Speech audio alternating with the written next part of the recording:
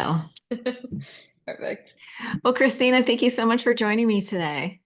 Thank you so much for having me. It's been a long time coming for this podcast interview. Girl, you are Entirely my worth the fault. wait. No, no, no, no. You are worth the wait. I understand. You Oh, are super excited. busy. You have a very successful business that I'm sure is super demanding. I will, want to talk a little bit about what it's like to be so high functioning and Hmm.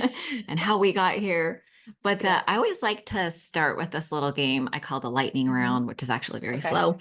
But when you first started your alcohol-free journey, were there any books Hmm. that really spoke to you or helped you? Ooh, that is a good question. Um, yes, I in the beginning found it incredibly helpful to learn about like the neuroscience behind what I was experiencing. So I remember in particular there was this book called Never Enough. I think it's called Mhm. Never Enough, The Neuroscience of Addiction, and that was really, really helpful for me. Oh my gosh. So I'm friends with Dr. Judy Grisel.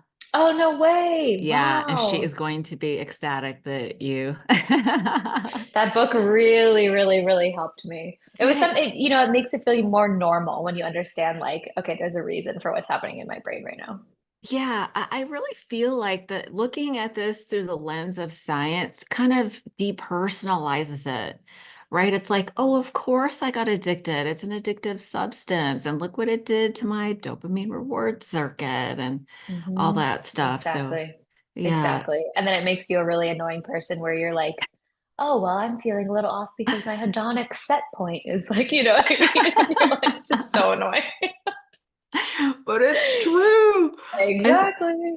yeah, another really good one that talks about that is Dopamine Nation, Dr. Anna Yes. Lemke. Yeah. Molecule of More also is really good. Oh, Yeah. right. Molecule Molecule of More More. is really good. All Yep. right, we got some good books. I always love front loading the episode with resources. So those are I'm a total 100%. book nerd, so those are Same. really good. Um, do you have a regular self-care practice that supports your sobriety, whether it's like a morning thing, a weekly routine? How do you think about that? Yeah, it's probably not something that's super regimented at this point. In the beginning, it was definitely different, but now I would say that having like slower mornings is probably something that's really important to me, which I think anybody could benefit from. Just really taking like an hour, hour and a half of your day to like get some movement in first thing, sun in your eyes, have some sort of gratitude practice, which I think again doesn't need to be regimented as far as like sitting down with a journal, but it can be like just walking outside and thinking about what you're grateful for. So I always try to kind of do some sort of like internal, just like peaceful setting up for the day, gratitude practice at the beginning.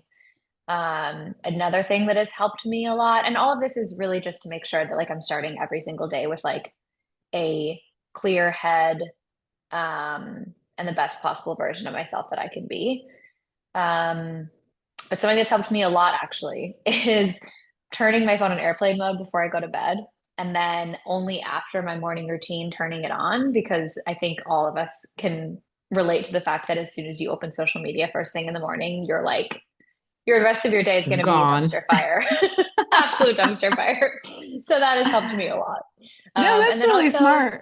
yeah, at the end of the day, too, just sort of reflecting on like, and not even journaling, it doesn't have to be journaling, just reflecting back on the day and how I operated as a person that day and the ways in which I did or didn't align with kind of my most ideal self.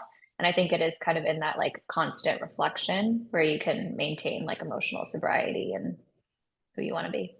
Girl, that is huge. That is a big deal. Yeah. Um, so you just celebrated 3 years, is that right? Hmm. April Yeah, 12th. in April. Yeah. Thank Congratulations. you. Yes, my Wild. milestone is we share a month of milestones. Mine's April as well, so it was Oh, a good month. amazing. Yeah, it was a Amazing. good Yeah, month to good get month. sober. But Yes. yeah, so it's been 3 years. What's one thing you wish you would have known right from the start? That not only will you survive this, that your life will be 1 million times better than you can ever begin to imagine. Because I'm sure That you is can so relate to true. this, that when you first start when you first get sober, realize you have to, you think your life is like completely over and there's going to be no joy left, you know? The fun is over. Yes. Yeah, the fun has just begun. So, Yeah, I was 25 when I quit drinking, and I was like, how am I not going to drink champagne at my wedding? Like that was a oh real yeah, concern. it's a grieving process of your identity, you know, but then you can kind of have the opportunity to birth something completely new and beautiful. Yeah, absolutely. We'll dive into a little bit of the grieving process later. But always so curious about, you know, childhood because that typically sets the stage for later. And I heard your interview with Mm. Mary Tilson, and it was so interesting to hear that you had a 0 on the ACEs score. Hmm. So tell me a little bit about your family of origin. Yeah. And before I say this too, I think that this is where a lot of people who end up needing to get sober can struggle, especially if they did not have any sort of like big T traumas, is they sort of minimize what they're going through and sort of Yeah, like gaslight their way out of like, oh, I don't have a problem because I didn't have a traumatic childhood. Like this right. couldn't possibly be an issue for me. I had an incredible childhood. My family is amazing. I've never felt, you know, financially unstable or emotionally unstable. Certainly, I think there are ways that maybe I wanted certain types of love from my parents that they didn't know how to give, and I internalized that. Um, but my childhood was very stable. I think for me, a lot of where my use came from was as like a coping mechanism for a lot of anxiety, a lot of discomfort in who I was. A lot of attachment related stuff in relationships has been like 90% of the work that I've had to do over the last 3 years. And so I've always sort of looked externally at ways to like soothe things that were going on inside of me, whether it was like men, validation, work, material substances, self-harm for a while in high school, alcohol, drugs came into the mix, all of that stuff to just sort of like do anything to soothe that like discomfort internally that I was feeling. Yeah. So my childhood was, you know, pretty good. Yeah, I mean, I hear that a lot, the anxiety piece, like the drugs and Mhm. alcohol soothes like some sort of, they call it restless, irritable, discontent type of Yes. feelings. How old were you when you Yeah. first started drinking? I was 16, I want to say. 15, That sounds about 16. right. Yeah. Aren't Yeah, I we got all, started real early. Yeah. 14, 16? Yeah. Exactly. And then High that's school. like the yeah, that's the problem too. It's like when your brain is forming, you learn like if I drink this, then I feel better. Then I feel like I belong. And then, you learn Yeah. that. Yeah, that is such a rough age. I feel like in a lot of ways, like alcohol and drugs sort of help me survive because that is such a rough time. 100%. 100%. There's And a oh, go ahead. I was going to quickly say, I don't know if you're familiar with Gabor Mate, but a Hmm. lot of what he talks about is, what is not what's wrong with the addiction, but what was right about it. Because Mm, alcohol and drugs, we look at addiction as like a bad thing, but actually for a little bit at the beginning, they serve a purpose and they do actually help us until they don't. yeah, until they So don't. it's very Yeah. interesting. He also says, don't ask why the addiction, ask why the pain, Yeah. right? It's like, Yeah. and we're so hard on ourselves for really their survival strategies that we pick Hmm. up, Absolutely. but they work for a while and like you said, until they don't. So Absolutely. when did you decide, when did your drinking, obviously you didn't drink daily at 16 or anything like that, but when did you notice your drinking escalating? Yeah, so I would say, first of all, from the beginning, I was not a healthy drinker. I had no off button from like the very first drink that I had. I'm like Same. always so jealous. I'm like, why do you guys have this like button where you can just stop drinking? I don't get it. Didn't come with that feature. So anyway, my relationship with alcohol was very unhealthy from the beginning. Okay. Went to college, was in Greek life, found, a group of people that drank like I did, where like reckless behavior and like Woohoo. horrible decision making was like encouraged and like laughed at and all of that Yeah. stuff. And so that sort of got me into a deeper hole, but I definitely, I was part of a group where it felt normal. And then after college, I moved to New York City, and that behavior, like the party kind of atmosphere, just continued. But then the party seemed to slow down for everybody else when I was like, let's say 24, 25. Everyone's kind of moving on with their lives, focusing on their career, which of course we'll get into, I was as well. But the drinking definitely just continued. And I think the thing also is that a lot of the reason why I started drinking was because of anxiety, but as you can relate to, the things that you do or that happen when you're using or drinking, um, just create shame that keeps you drinking, right? So like Yeah. that's sort of what was going on around like 25, 26. I was in a relationship I was super unhappy with, very unhappy with myself in general.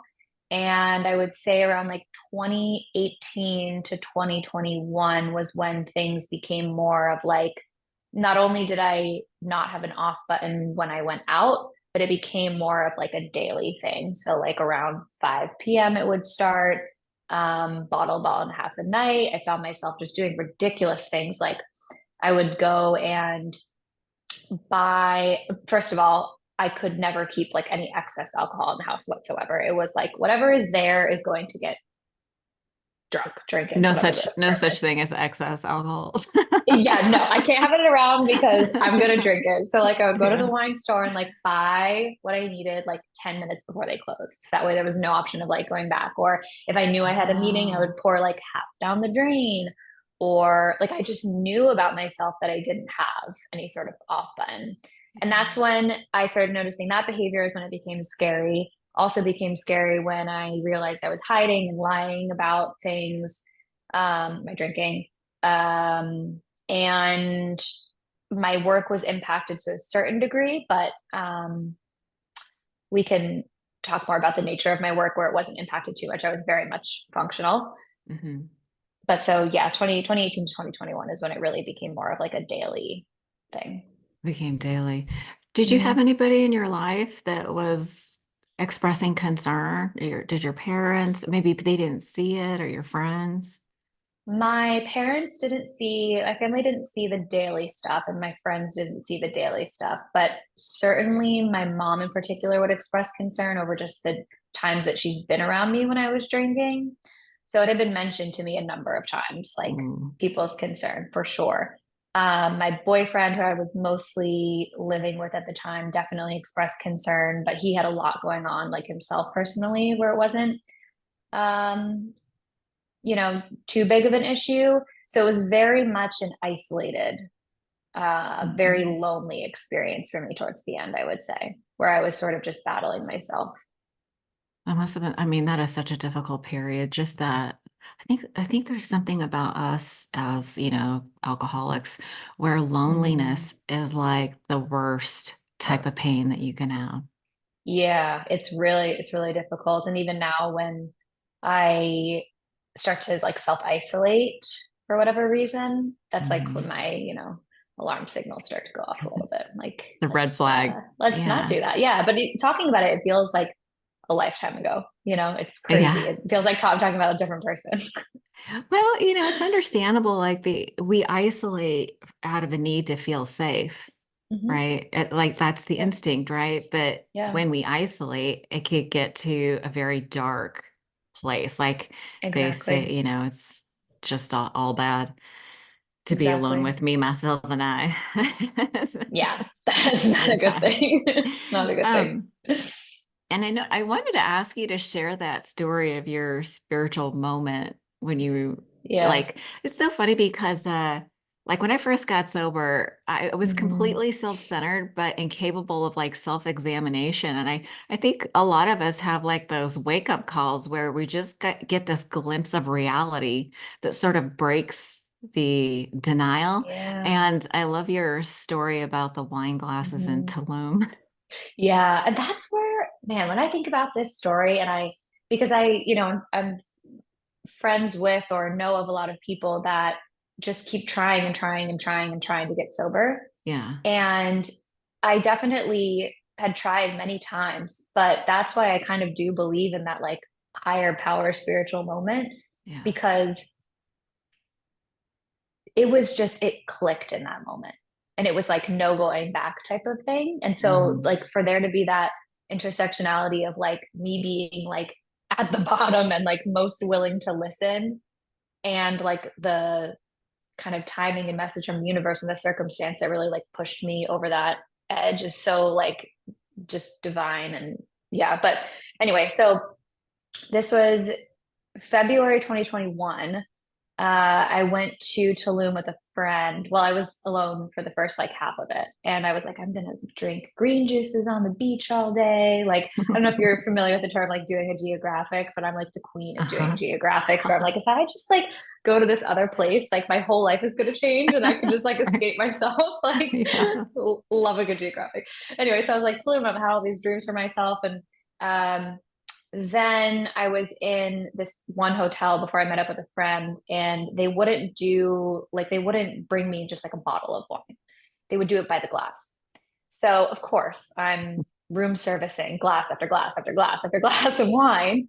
And then to make a long story short, when I was checking out, I was, at the front desk, and the guy gave me the receipt and it had all these like glasses of wine on it, and I like signed it, whatever. Started heading to the taxi, and the guy calls me back and he's like, we forgot things from last night. And I came back and saw a list of like all the wine glasses that I'd ordered from the night before and had to sign off on it. And it was like in that moment, it just clicked. And I think the reason is because I had been doing it in like complete isolation. And I had just Mm. normalized how bad my behavior had become. And it was like a mirror, I think, in that moment of like, Yeah. I saw who I had become. And I like sat in the taxi ride back and I was just like sobbing. And this taxi driver was like, what is wrong with this girl? Um, but I was like, I need to get help. I need to get help. I need to get sober. So then obviously from the February to April, I drank more because I was, I knew the end was near. Uh, It's funny how that happens just yeah, before exactly. I the was like, end. I got to get it all in. And then my, family and I were kind of discussing options as far as how I wanted to get sober. Ultimately, with work and everything, just kind of outpatient therapy made the most sense. And so then April 12th had my last drink. What was that discussion like with your family? Like, did you have to give them the whole thing? Like, It was I had awful. this moment of clarity, and now No, I don't think my mom knew about, oh, maybe I can't remember. I don't was it think your she knew mom you about like, talked to? yeah, it was Ooh, like very, very that's difficult. serious. Yeah. But yeah, I was for sure at the bottom. She knew that. I knew that. We Yeah. needed a path forward. I was willing enough to admit that I was wrong Mhm. and that I needed help and that I couldn't do it all by myself. And I didn't have all the answers, which is hard for me to admit. Yeah. And yeah, I'm very, very, very lucky and very grateful to have parents that have supported me, through everything. No, that's beautiful. I mean, sometimes it's hard to have those conversations Mm, because I don't know if this was your experience, but like my parents knew that I was having issues, but me saying it and seeing it in their eyes was so yes. hard. Yeah. It made it It's very real. heartbreaking. It's very Yeah. heartbreaking. Yeah, but it sounds Very like you have heartbreaking. lovely parents that helped you. So you did outpatient, and was that, I mean, listen, you were a very high functioning person. You have this very successful business. You have I Mhm. would consider you very high profile. You have a very large social media following Mhm. and people that are really like looking up to you and looking to you for Mhm. guidance Yeah. and to have to try to get sober while managing all this. I can't imagine how hard that must have been. What Yeah. was that period like for you, like trying to manage everything that you were doing and getting sober? I did go dark on social media, I think for about a month, from April to May or something like that. I kind of alluded I just needed a break from social media while I was kind of just in the initial stages of things. And I Hmm. didn't ultimately end up sharing anything with my audience until like September, I believe, of 2021. So almost I can't do math. How many months is that? Or A few months. 5 months, 6 months in. Yeah. Partially because, at the beginning there is this sense of like, is this really gonna stick? Like, do I really have Oh, a problem? Or is this just a blip? Like, what does this mean? And then around September, I, came to terms with accepting a lot of things. And then also, I've always been very honest with my audience about my life and me personally. And I felt such a huge disconnect between like the way I was mm, showing up online versus actually what was trying not to bang this table, versus actually what was going on in my life at the time. And so I felt yeah. like I wasn't being myself online. And it was like this pressure building up simultaneously. My boyfriend and I broke up. So it was like, not Oof. only am I going through a breakup with a long term boyfriend, and I like am not sharing about my sobriety, I just felt like so inauthentic. So I finally shared about it, and it was like the most terrifying thing I've ever done. Like I recorded Yeah. all these stories talking about it, being very honest about my struggles with alcohol, and I literally like shut my phone off and like walked for an hour, and then I came back and it was just like thousands and thousands of messages, not a single negative one. um and it was really incredible because I remember, I don't know if you find this to be the case, maybe not now anymore, but in 2021, I was looking for like YouTube videos of women who I could relate to talking about this, and it Hmm. was like 50-year-old men mostly, and there Hmm. was this one girl in particular, this one YouTuber in particular, who was my age, successful, young, and she was sharing about her experience, and it made me feel so much less alone.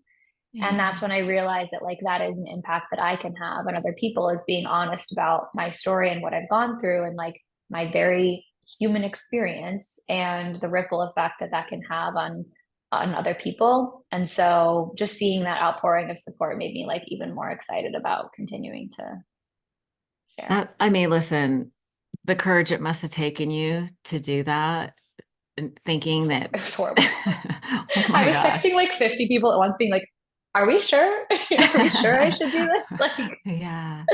fuck. Did you think it was going to affect your business? Yes, I thought that people wouldn't take me as seriously. I thought that my Really? credibility would be out the window. I thought that people would judge me. Yeah. And it was really the opposite, which I was very surprised by. Yeah. Isn't that funny? Our perceptions of what people think is like credible. It's like this is the crazy thing to me. If you're Mhm. drinking, you're actually less credible in a way because Exactly. your Exactly. I mean, you know what I'm saying? It's like you're under Right. the influence. You're not actually in Yeah. your full awareness, right? And Yeah. somehow we get it twisted thinking sober is the weakness somehow. Right. Right. So bizarre. Exactly. So Exactly. bizarre. Yeah, like we're literally mentally incapacitated when we're drinking, but somehow Yeah, I'm super credible right now. yeah, and then you say, "Oh, I'm not drinking." Everyone goes, "Oh, she must have a problem." Like we thinking that people are whispering about us, "Oh, she has a Right. problem. She's unstable. She's one of Right. those." Right. Yeah. And Yeah. Yeah. I think it's so important that women like you can stand up and say, "I was super high functioning. I was Mhm. getting it done Mhm. professionally, and I Yeah. was suffering." I was, Yeah. you're Yeah. suffering.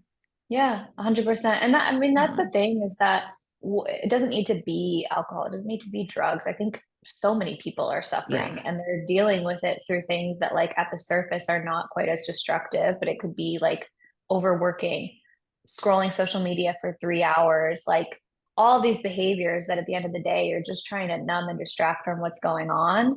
Yeah. So, you can judge me for using alcohol, but like, you're on TikTok for 6 hours a day trying to avoid something about yourself. So, like Yeah. we all have something that we need to look at. Yeah, listen, it's not a contest. We're all Right. Exactly.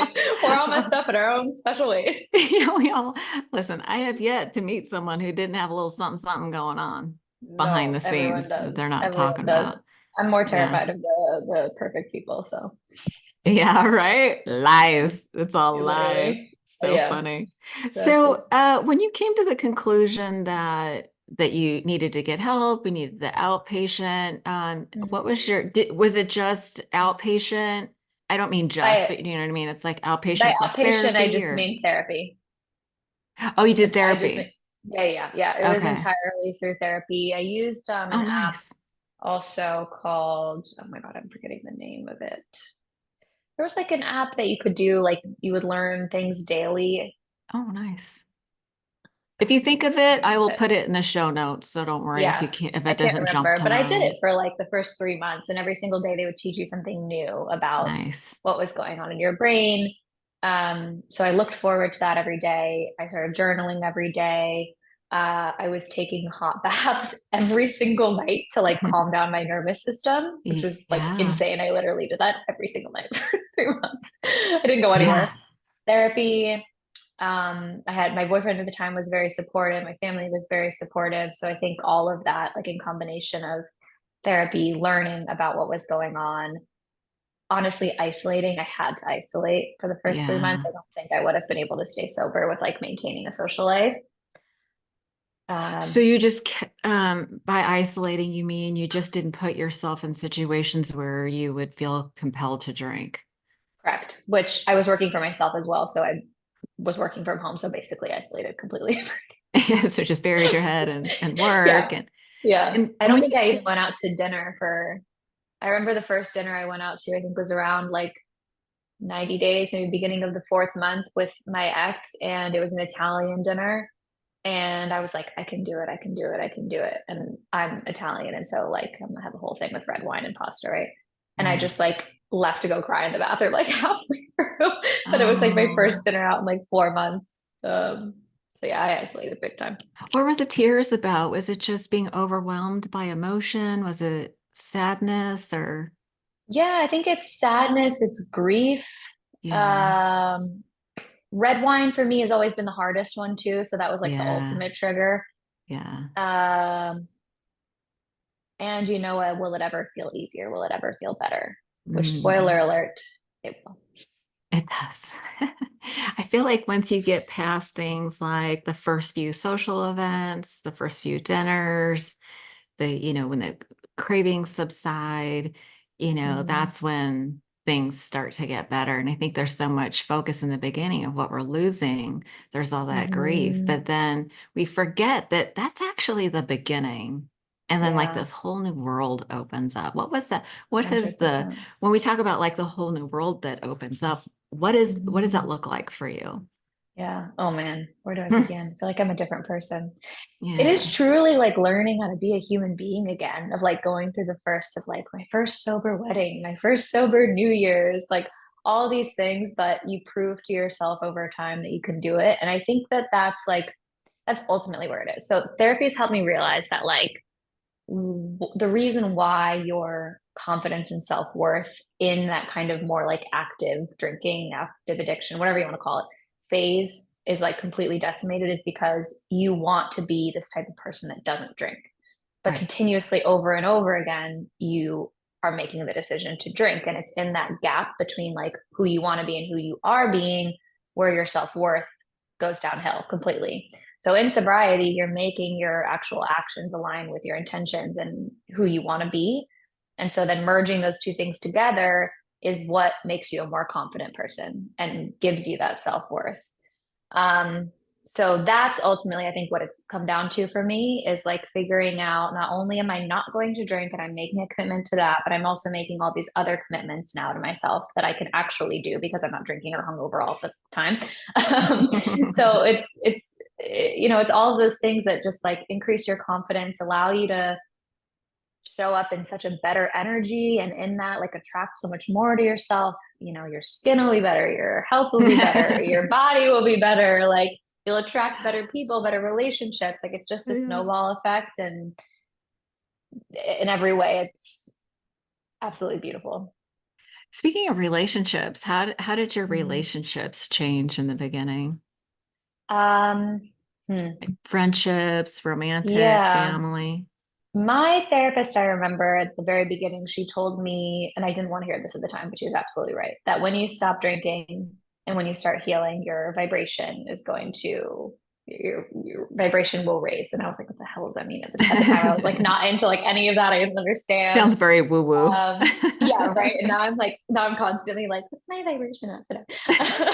Anyway, and in that, you will lose lower vibration relationships and people. And unfortunately, like, the relationship I was in, he's a wonderful guy, but it wasn't for me. And I think as I healed myself, that became more and more clear. Yeah. So ultimately, that long-term relationship ended, which was definitely for the best.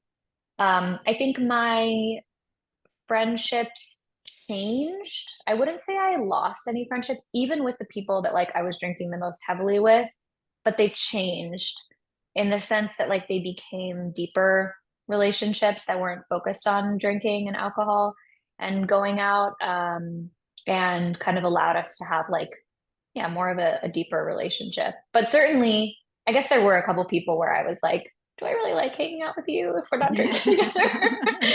Maybe not. Nothing about this Yeah. person or anything, but like maybe our relationship did center around like drinking, and you were doing me a favor because you were justifying my drinking. You know what I mean? Right. So, yeah, Having those drinking buddies.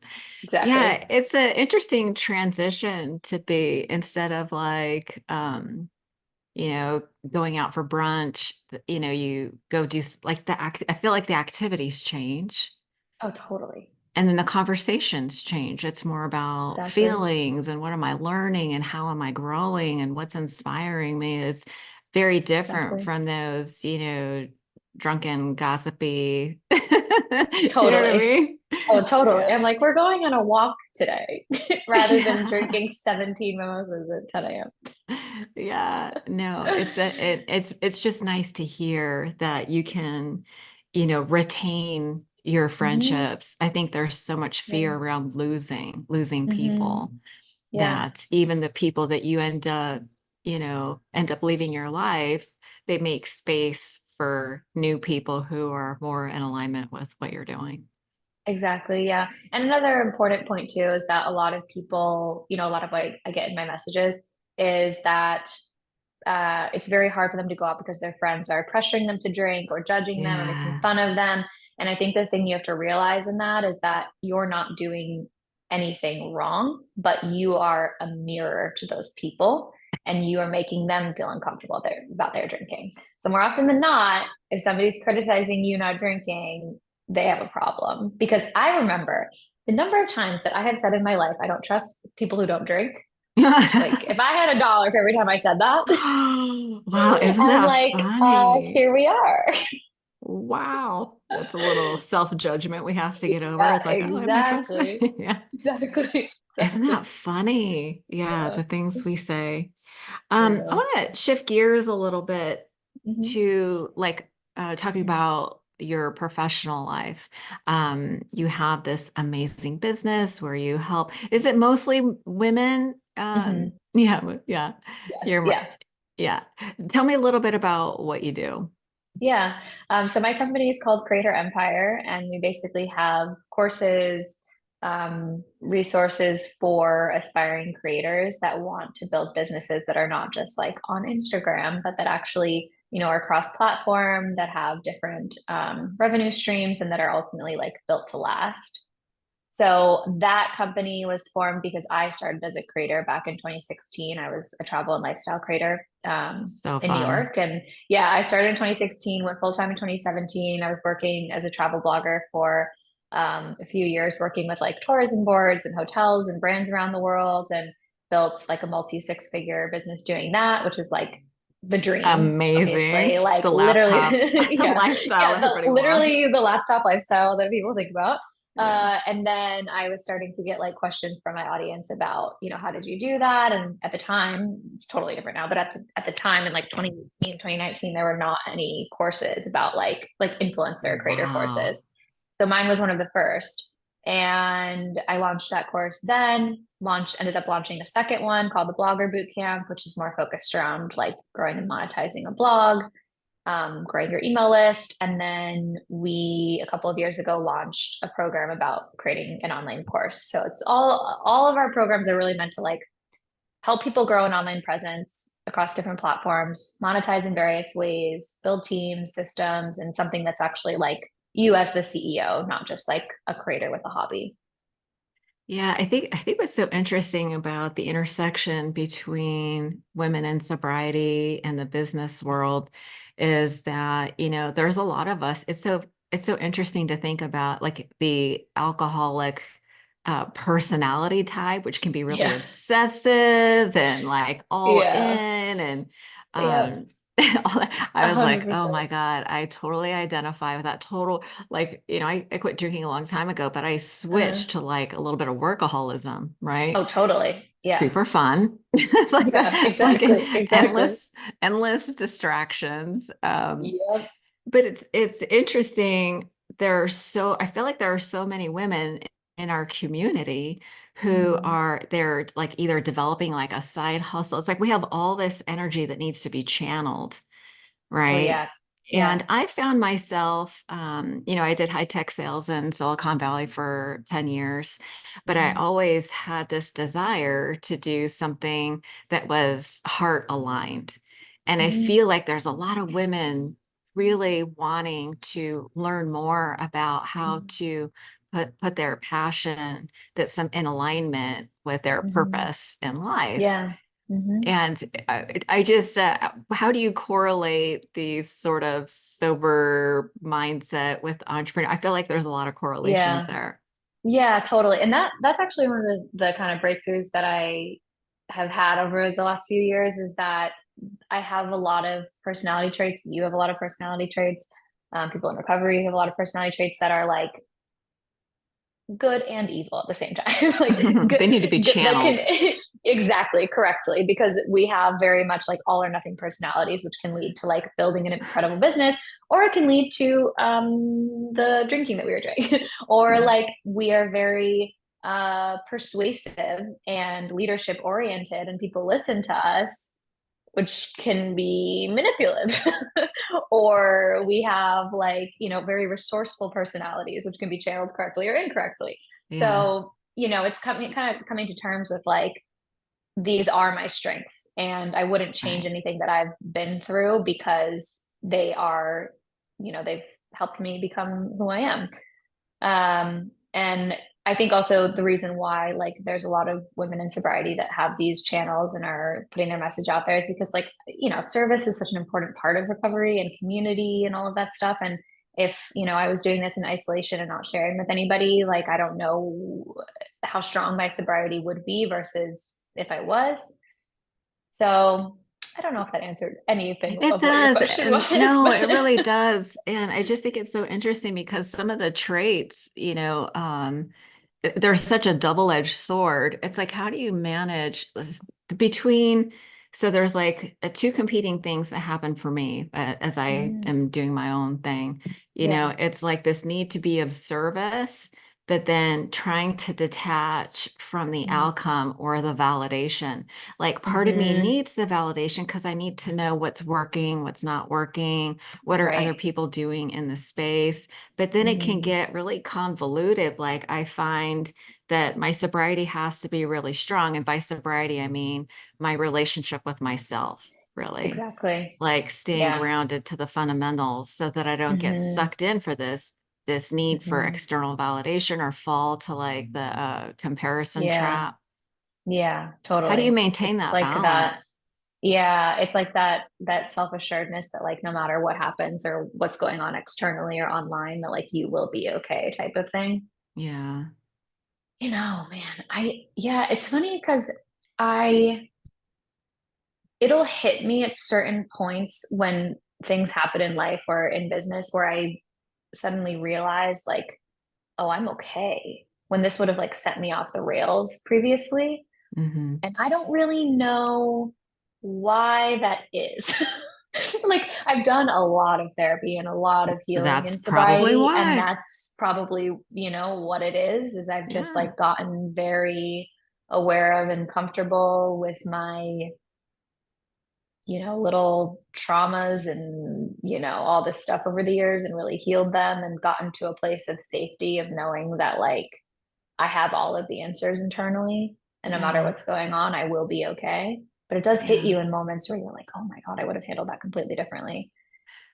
I So how do saw, I maintain that? It's yeah. like, yeah, I don't know. It's just an inner knowing of like detachment almost from the Yeah. outcome a little bit, not Yeah. like us associating your worth with whatever's going on. Yeah. No, that's Easier said than beautiful. done. Yeah, we're all human. I think I Yeah. saw a post of yours. I think it was recently where you Mm. talked, I think you were talking about fertilizing eggs. Am I, Oh, yeah, I and then froze the my eggs. critic Yeah. if I was, yeah. And then the comments you were getting Mm, from, mostly men maybe. of course. Yeah. And I thought, wow, to be able to withstand Hmm. criticism that is just so crazy. I mean, social media is so bipolar. Like they love you Yeah. one minute and hate you the next. But Yeah. um, how did you stay grounded in that moment? With that, I think it's two things. It's remaining very confident in what you know to be true Mm. is the first thing. And the second thing, which is sad, but honestly is very true, is just exposure therapy. Like I like like I've gotten, especially when the comments are just so unhinged and Yeah. inaccurate and ridiculous, it's easier to detach. I still have a hard time, of course, with comments that are like a little bit, closer to being accurate or like close to hitting home. Yeah. But it's honestly just that, like, at the beginning, a comment like that would have set me off the rails for like weeks. And now I just like don't even Mm. register any of it. I'm just like, okay, whatever. I also am very like, quicker on the block of like protecting my online Ah, space, protecting my mental space. But it is just, staying very aligned with like what you know to be true and staying strong in that. yeah. I often wondered if, like, do you have an assistant or somebody that Mm. helps you with your social media that might be able to filter some of that stuff for you? Yeah, I don't with actually my personal Christina Galbato account. I've tried over the years to have somebody help with social media for my personal account, and it's just very important to me that it feels like me. Hmm. For Creator Empire, I do have a social media manager. I know we like filter certain words out, but honestly, it's just like if I see it come up, I'll block, and move on. Yeah. You like have to be Yeah. like Wonder Woman with those bracelets to deflect Yeah, all exactly. the Exactly. insanity. Yeah. Exactly. Yeah, Yeah. no, that's a good way to create safety. I feel like it's if you can create safety and remain your authentic Mhm. self, then you can Yeah. live in those Exactly. spaces. We'll just ignore that. I'm gonna mute you for a second. Oh, okay. See, Oh, I didn't even hear a fire alarm, so I'm sorry. no worries. It's good I to knew there was have. gonna be something. It was too good to be true. That I That's what was in a new edit. apartment and it was totally fine. That's what editing is for. It's Yeah, fine. exactly. Hopefully Good. they're done. I'm praying to God. Okay. Oh, don't worry about it. So tell me, what do you do these days for fun? I know you work a lot and you travel. What are you doing Uh, for fun these days? yeah. Oh man, my life right now is a little bit interesting because I'm kind of like traveling all over the place. I would say, oh man, for fun.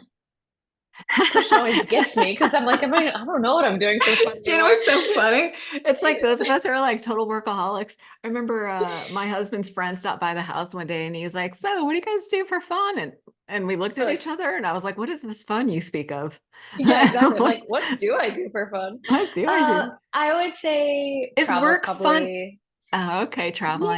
like I have fun creating content, and that's like a Yeah. fun aspect of my job for sure. But I think it just like it's like the basics, Like I love to spend time with friends. I love to check out new restaurants. I love to check out new cafes and like be outside. Travel is obviously a huge part of my life. Yeah. So it's basics. Like I wish I could be like, oh, I'm taking pottery classes once a week. I'm just not. I'm just not doing that. You're very, very creative. It doesn't mean you have to play with dirt. It's fine. Yeah, exactly.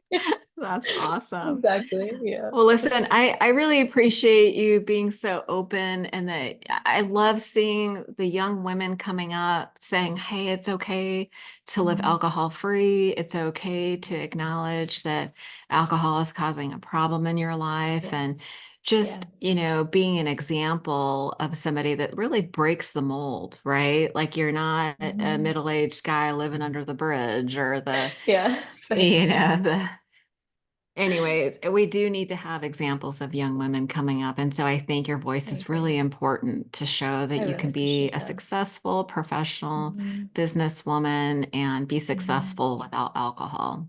Yeah, no, I really, really appreciate that. And I need those reminders from other people as well because, every so Yeah. often you're like questioning your vulnerability and how much you're sharing. And so, yeah, hearing from you just how much of a difference it makes, it means a lot. Yeah, it really I does. appreciate that. And if people are looking to connect with you, I mean, listen, Mhm. I was checking out your content and doing my research, and you Mhm. have, sounds like such an amazing program. I was like, sign me up. Everybody needs a little Oh, yeah, a little help on that Christina. these days. I appreciate Yeah. that.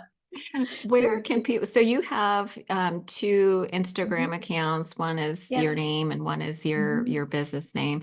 Is Yeah. that the best place to find you, or is there a website that people can check Yeah. out your Yeah. offerings? So if they're looking for kind of the educational content around, growing online and monetizing, I would go to Create Her Empire Instagram or website. But if they want to connect with me or send me a message about sobriety, my DMs are always, always open for that. I'm Christina Galbato on Instagram. Awesome. Well, it was Yeah. so lovely to be able to connect with you today. Thank you Yeah, so it was much so for sharing fun. your story, and I look Of forward to course. connect with you in future. Of course. Thank you so much for having me on. Thanks.